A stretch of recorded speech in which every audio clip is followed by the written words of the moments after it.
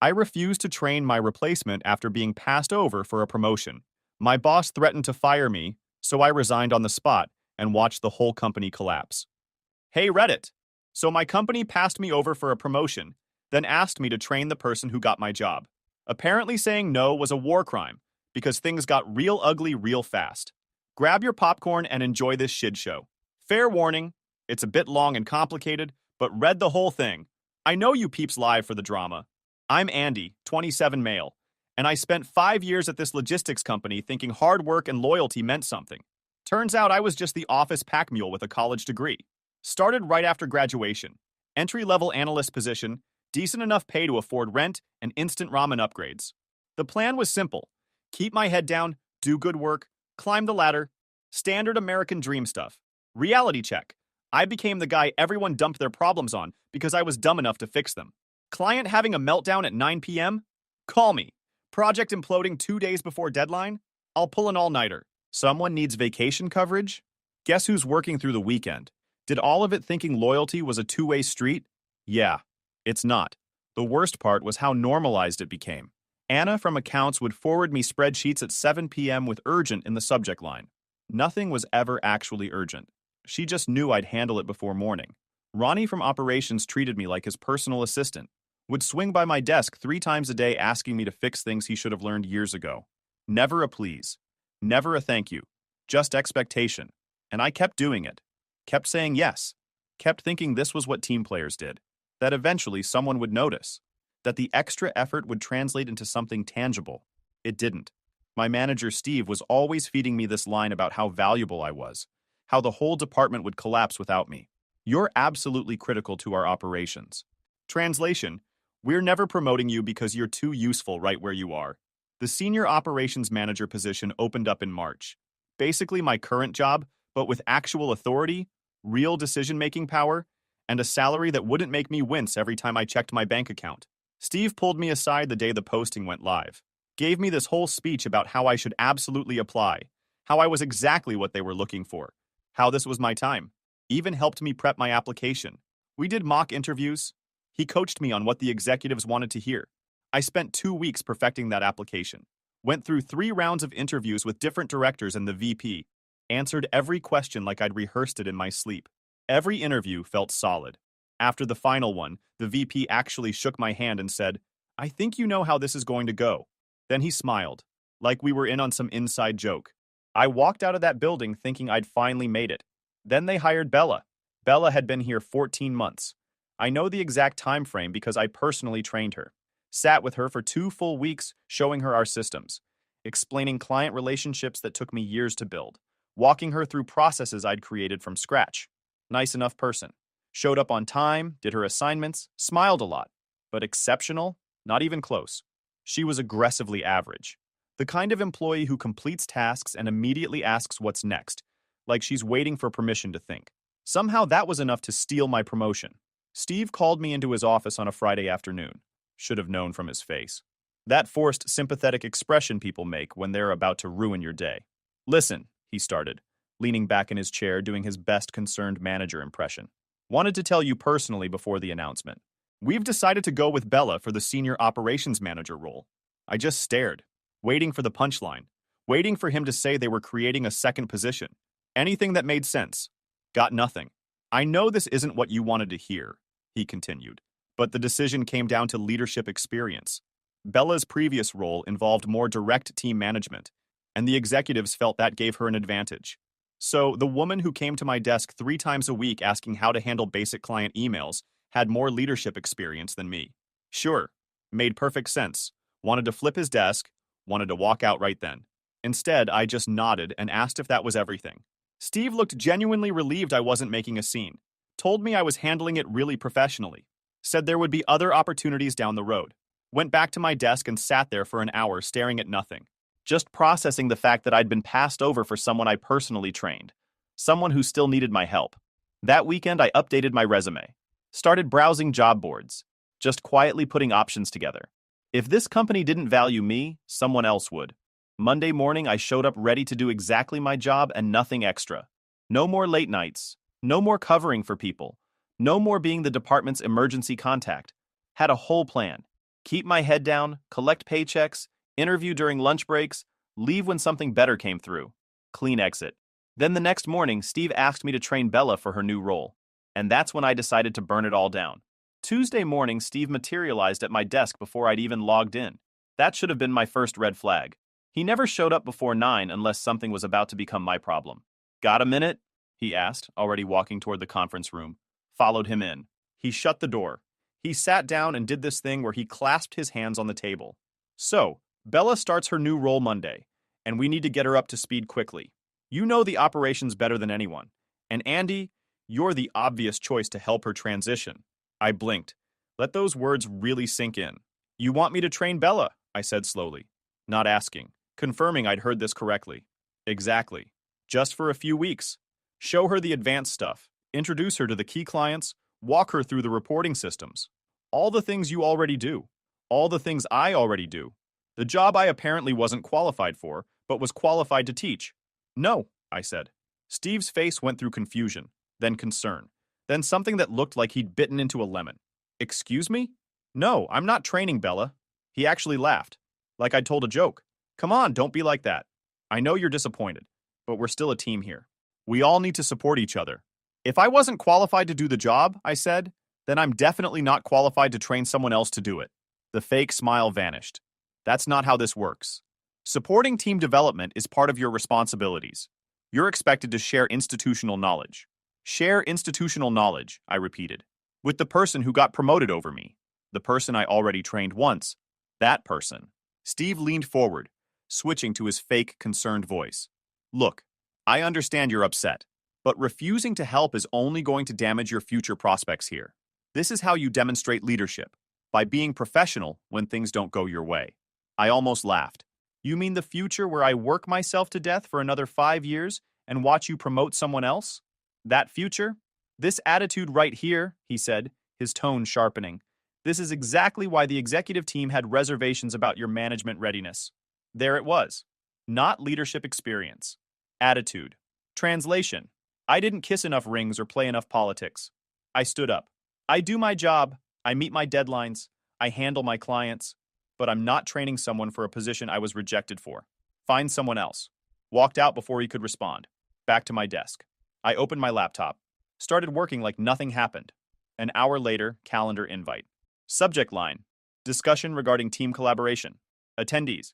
Me, Steve, and Brenda from HR. Here we go. The meeting was set for that afternoon. Spent the morning doing actual work while coworkers shot me looks. Office gossip moves fast.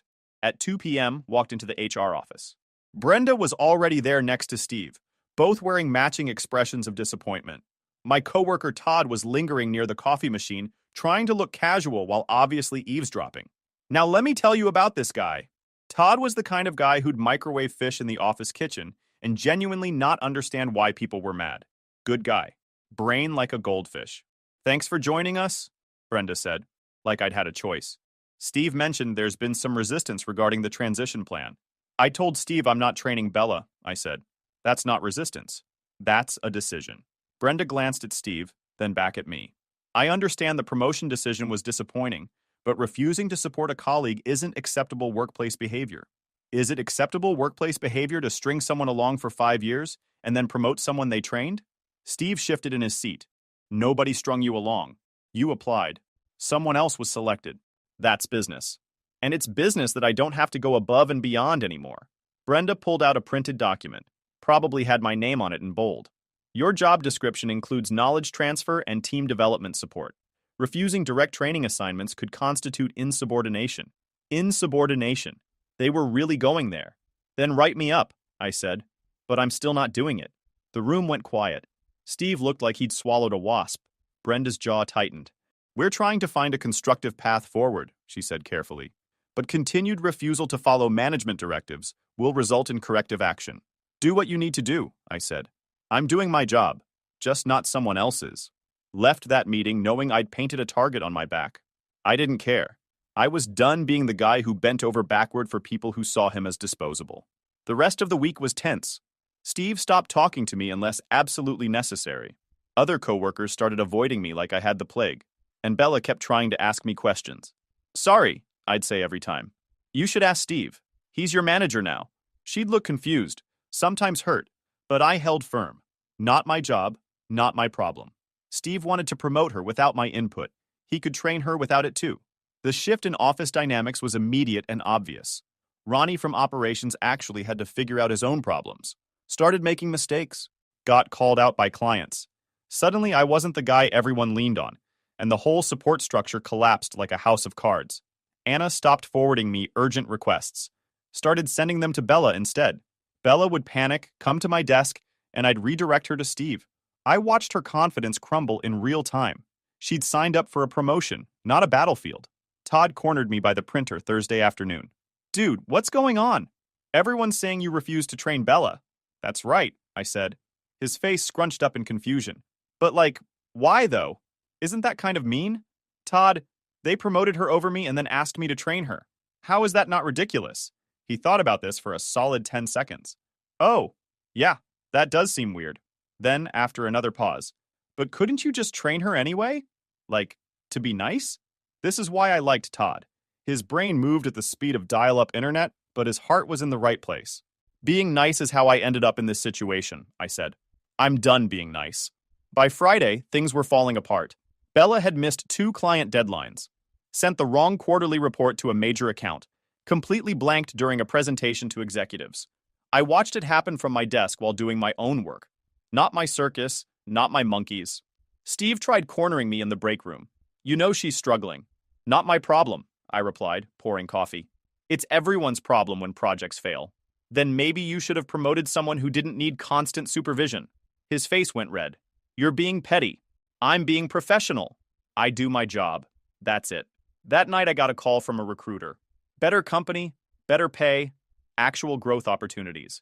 Scheduled an interview for the following week. Monday morning, another calendar invite. Subject, performance discussion. They were going to fire me or put me on a performance improvement plan. Either way, I knew where this was headed. I walked into that meeting with zero expectations and even less concern. They wanted panic, wanted me to beg. I was already halfway out the door. And honestly, I couldn't wait to see their faces when I quit.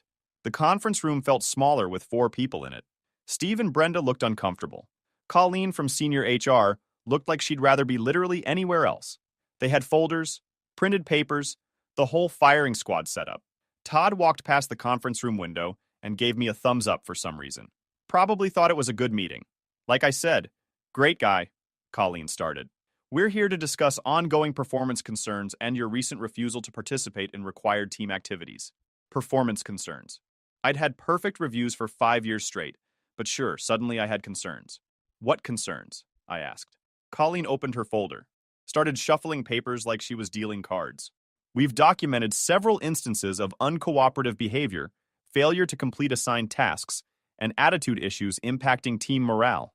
Assigned tasks, I repeated. You mean training Bella? Among other things, Steve jumped in. You've been withdrawn from team activities. You've declined to assist with collaborative projects. Multiple colleagues have reported your negative energy. Nice. We were doing corporate astrology now. The colleagues who used to dump their work on me are upset I stopped doing it for free, I said. Shocking, Brenda cut in. This isn't about extra work. This is about being a team player and supporting company objectives. What are my job objectives? Because last I checked, I wasn't promoted to management, so my objective is doing my actual job, which I've done, perfectly, with 0 errors. Colleen looked down at her papers, flipped through them. She was hunting for something concrete. She wasn't going to find it, because it didn't exist. We're placing you on a 60-day performance improvement plan, she finally said. You'll need to demonstrate measurable improvement in collaboration and responsiveness to management direction. APIP, the corporate death sentence. Basically a paper trail so they could fire you and claim it was justified. They document every tiny mistake for 2 months, then terminate you and point to the PIP as proof. That's when I reached into my bag, pulled out an envelope, slid it across the table. What's that? Steve asked. My resignation. You should have seen their faces. Colleen's mouth dropped open. Steve looked like I'd slapped him with a fish.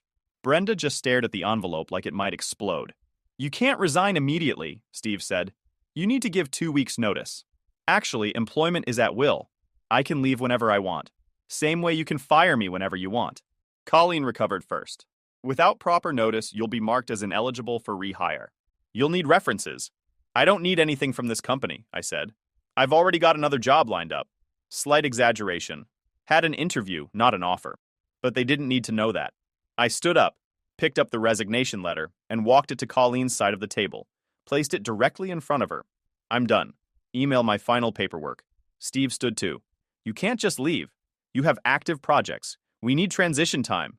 Should have thought about that before the PIP. All my work is documented in the shared drives. You'll figure it out. Your management. This is completely unprofessional, Steve said, voice rising. No, I said. This is self-preservation. I walked out, went to my desk, packed my stuff, personal photos, coffee mug, the good stapler I'd brought from home. It took maybe 10 minutes.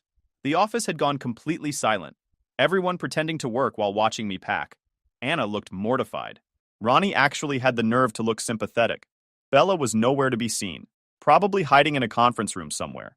Todd appeared next to me. Whoa, are you leaving? Yep. Like, right now? Right now. His face went through several emotions before settling on confused respect. That's actually kind of cool. Like in the movies. Just like the movies, Todd. Should I do that sometime? Only if you have another job first, buddy. Oh, right. That makes sense. He helped me carry a box to my car, logged out of my computer, dropped my badge and building access on Steve's desk. He wasn't there, probably still in the conference room having a breakdown. Walked out at 11 a.m. on a Tuesday. Got to my car, sat in the driver's seat, took a deep breath. Phone was already buzzing. Text from another coworker. OMG, did you just quit? Replied. Yep, her. Everyone is freaking out. Me. Good. Started the engine, drove home, and for the first time in 5 years, I didn't think about work at all. The chaos that followed was beautiful. Anna kept me updated. Bella was drowning. Projects were missing deadlines. Clients were calling demanding to know where their reports were. The filing system I'd built was apparently impossible for anyone else to understand. Turns out all those processes I'd documented weren't as self-explanatory as I thought, because nobody had bothered to read them. They just asked me instead. Now they were lost. The weekly client reports I'd automated, nobody knew how to run them. The vendor relationships I'd maintained, falling apart because nobody had contact information or negotiation history. One major client threatened to pull their contract after Bella sent them data for the wrong quarter. Another demanded a meeting with executives after their shipment tracking went completely dark for 3 days. Ronnie managed to delete an entire database backup, trying to figure out something I'd handled in my sleep. Steve tried calling me twice, left voicemails asking if I'd reconsider, if we could work something out, if I'd at least do a quick transition meeting. Deleted them without listening.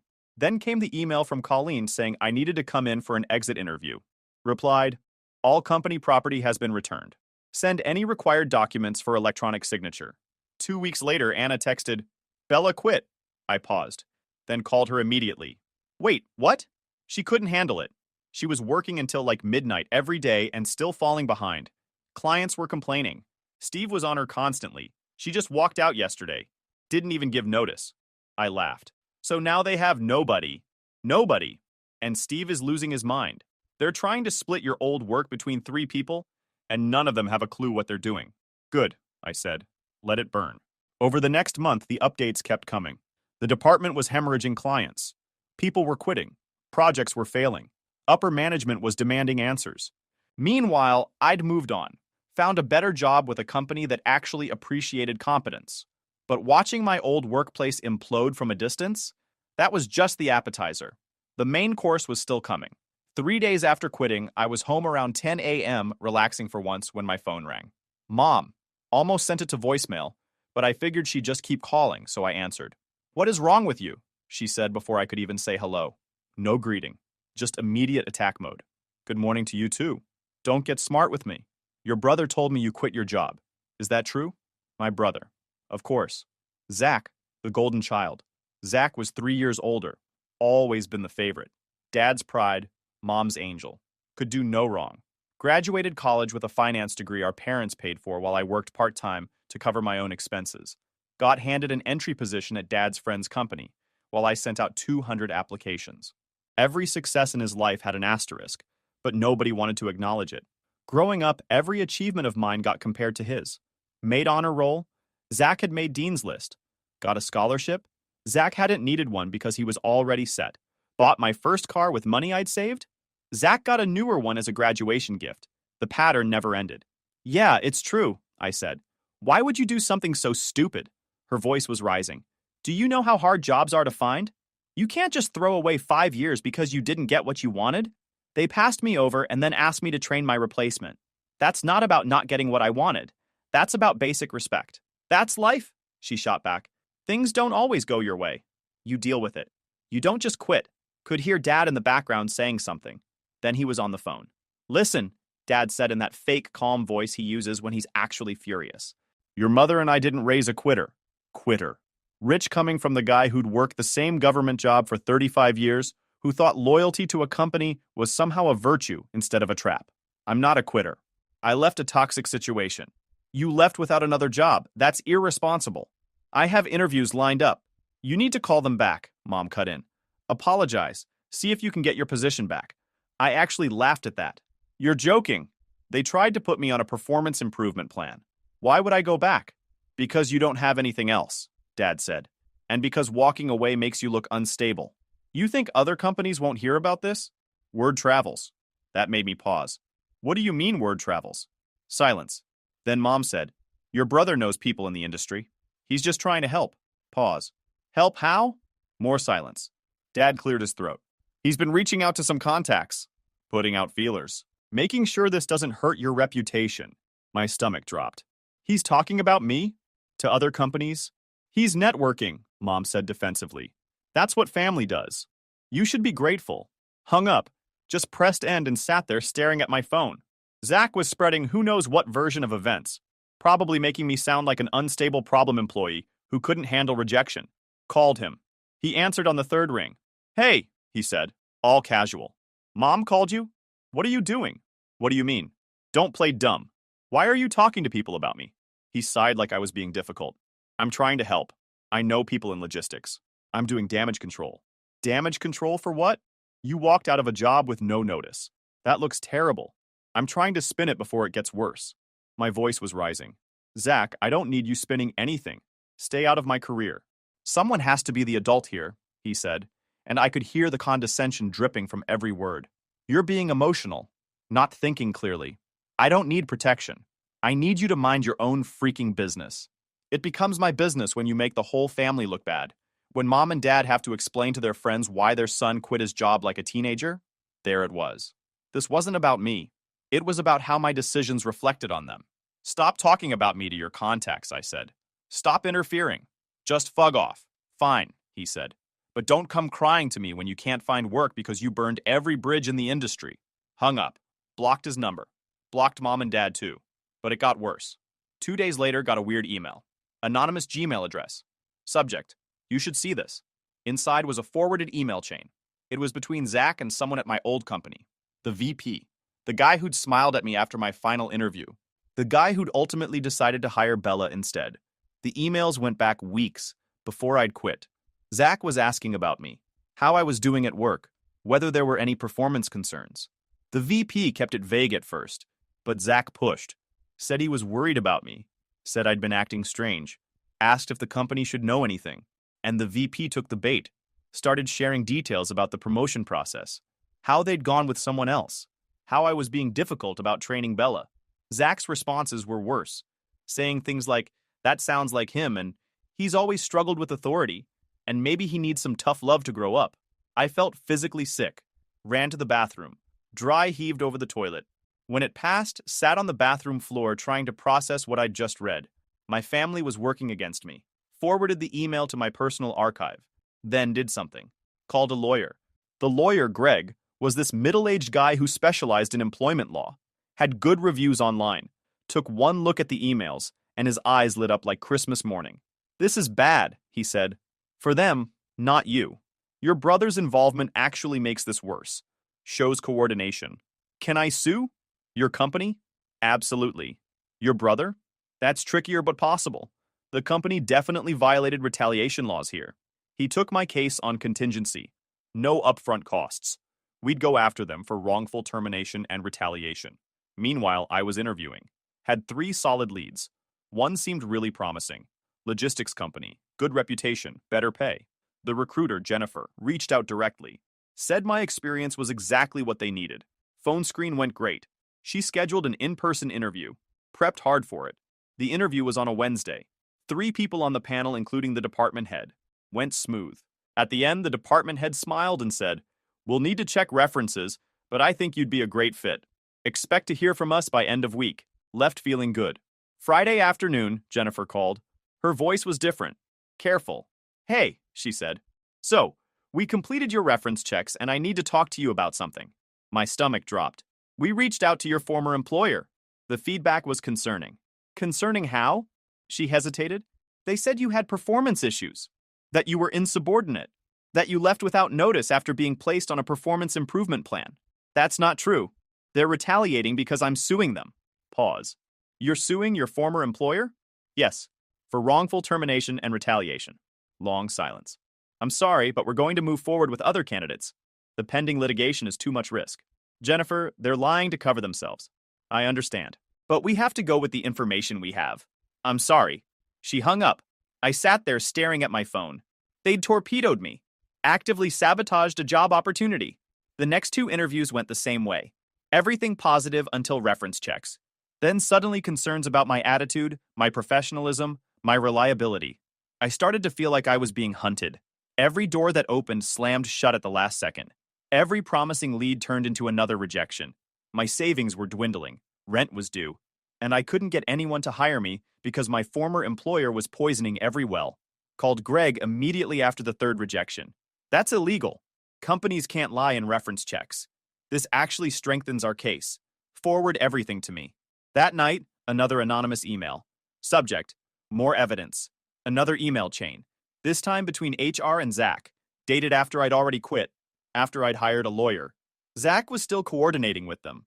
They were discussing strategy. How to handle my legal action. How to document performance issues retroactively. How to make sure other employers knew I was difficult. There was an email from the VP suggesting they should protect the industry by warning other companies. Zach agreed. Said he'd spread the word through his network. Forwarded it to Greg. Called him even though it was late. "This is conspiracy," he said after reading it. "Defamation. Tortious interference. They're done. And Zach? He's actively participating. That's actionable." Monday morning, Greg filed an amended complaint adding Zach as a defendant. By Tuesday, my old company's lawyers were calling trying to settle. Greg told them no. Wednesday, I got a call from an unknown number. Let it go to voicemail. It was Mom, calling from a different phone since I'd blocked her regular number. "You sued your own brother?" she screamed in the voicemail. "If you go through with this, you're out of this family." I didn't reply. She'd made her choice clear. Within a week, 2 other former employees contacted Greg. April and James. Both had similar stories. Both had been pushed out and blacklisted. April had worked at the company for 7 years before questioning a directive from management that seemed legally questionable. She'd gone to HR. 2 months later, she was on a PIP and then terminated. Spent 6 months unemployed despite dozens of interviews because every reference check came back with concerns about her judgment. James had reported workplace safety violations. Got fired 3 weeks later for supposed attendance issues, even though he had perfect records. Nobody would hire him after that. He'd been told by one recruiter off the record that his former employer had flagged him as litigious and high risk. "This is a pattern," Greg said. "Exactly what we needed." They joined as co-plaintiffs. This wasn't just about me anymore. It was systematic retaliation. Discovery started. Greg subpoenaed everything. The company fought it. The judge ordered compliance. My parents started calling extended family, spreading their version. Most relatives took their side. Got texts telling me I was being vindictive. My cousin Michelle reached out. She was the only one who asked questions instead of assuming I was wrong. "Your dad's done this before," she said over coffee. Sabotaged people, I mean. "Remember when I applied for that training program after high school?" I did, vaguely. "Your dad called the coordinator, told them I wasn't reliable. All lies. But it killed my chances." "Why?" "Because Zach applied too. And your dad didn't want competition." Zach got in. I worked retail for 3 years. I felt sick. I had no idea. Nobody did. I only found out because the coordinator mentioned it to my mom years later. She looked up. "Your dad always protects Zach, at everyone else's expense." 3 weeks later, discovery documents arrived. Boxes of printed emails. Thousands of pages.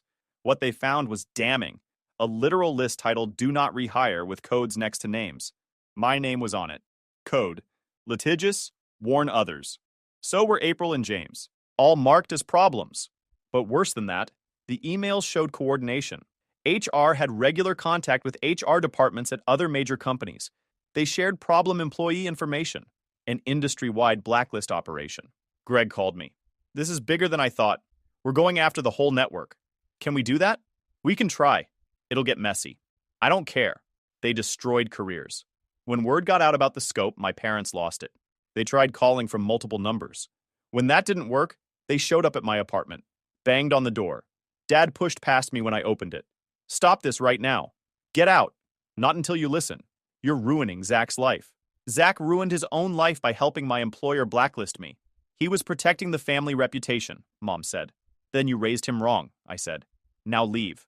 Dad stepped closer. Drop the lawsuit or you're dead to us. Already am, I replied. Get out of my apartment. He stared at me, then turned and left. Mom followed, locked the door. 6 months into litigation, my old company tried to settle. Decent money, neutral reference agreement, mutual non-disparagement clause. Greg brought me the offer. From a legal standpoint, this is solid. But if your goal is actual change, settlement doesn't accomplish that. I thought about Michelle, about April and James, about probably dozens of others who'd been crushed. What happens if we go to trial? We force testimony under oath, make it public record. Even if we only get partial damages, the exposure alone destroys their operation. But there's risk. They have expensive lawyers. Juries are unpredictable. Reject it.